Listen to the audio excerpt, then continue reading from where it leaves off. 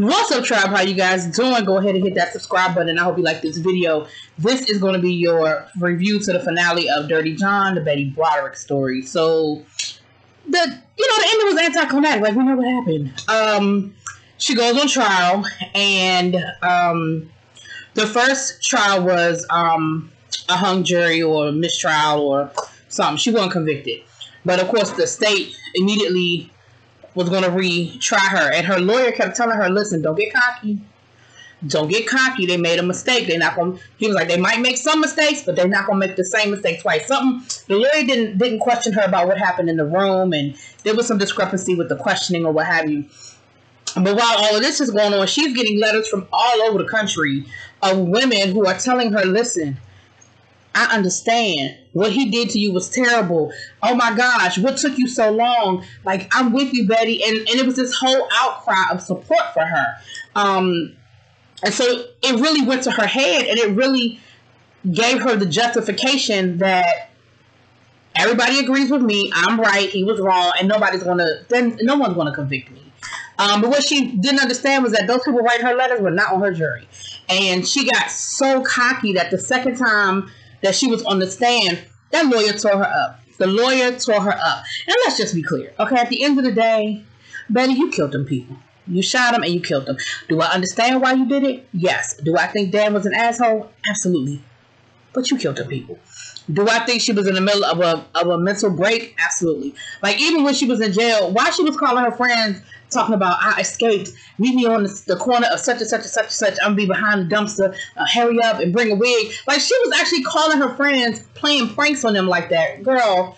And of course, we know she was doing interviews for everybody, from Oprah to People Magazine. And, of course, her lawyer kept telling her, Betty, chill out. Betty, stop. Betty, stop. Betty, stop.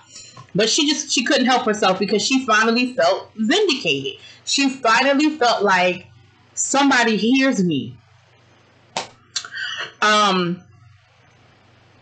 We saw her visiting with her sons. Of course, they had to be with a guardian and with the social worker. And the sons, they weren't here for it. They didn't really.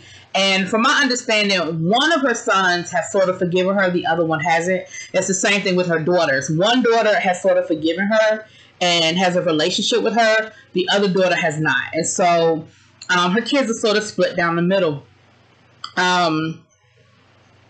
We saw where her friends testified on the stand, and they basically testified in defense of Dan. They were like, Betty was crazy. We kept telling Betty to chill out. We kept telling Betty to stop. We kept telling Betty, don't do it, but, and then one of her friends even went so far as to say that she was just a money grubber, and she just wanted more money, and she was an excessive shopper, and she was addicted to shopping. And I was like, well, damn. But remember, they were married to Dan's friends. So even if they felt differently, which I think at that point they were all over Betty. Like, they were like, if she don't just get over it. Because, again, they didn't understand that the woman was really having a breakdown, like a mental breakdown. The only person that really sort of got it was the friend she made in the support group, HALT. I think it was called HALT, H-A-L-T. And she said, I noticed that Betty was in a depression. Betty needs help. She needs therapy. Betty needs, so she's the only one that sort of was kind of like still with Betty in the end, sort of like still had her back, you know what I mean? But we all know the conclusion of the second trial was that she was found guilty on 2 counts. I think she got 15 years each but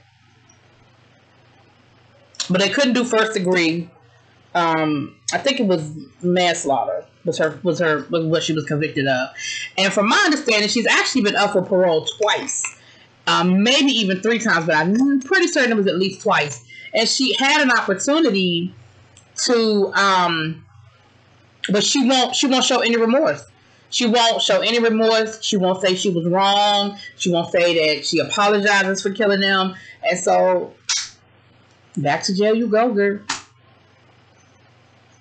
So that's pretty much it, y'all. Like, again, I don't have a whole lot to say with the conclusion of I'm sorry that this isn't longer, but there really isn't a whole lot more. I mean, we got the bulk of it. We got the gist of the story, and like I said, she was sort of vindicated in the court of public opinion at the end, but, you still killed them people, Betty. You killed them people. Anyway, that's all I got, y'all. Let me know what y'all think. Drop it in those comments. Peace.